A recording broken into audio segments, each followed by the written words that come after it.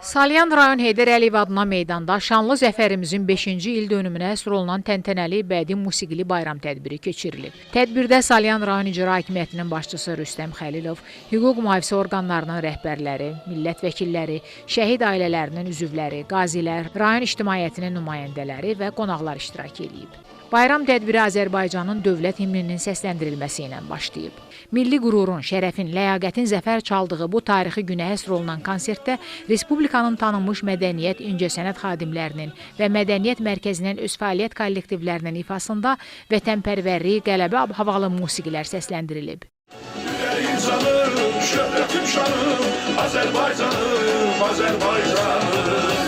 Yüksək vətənpərvərlik, qələbə duyğuları və coşqu ilə keçən konsert proqramı sakinlər tərəfindən böyük məmnunluq və razılıqla qarşılanıb.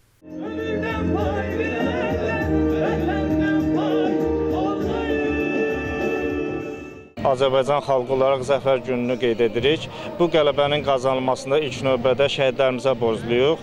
Məhz şəhidlərimizin qanları, canları bahasına, qazilərimizin, müharibə iştirakçılarımızın bu qəhrəmanlıq sənaməsinin əldə olunmasında böyük əməkləri var. Allah şəhidlərimizə rəhmət etsin, onların valideynlərinə səbir versin, onların valideynlərinin qarşısında baş əyirik.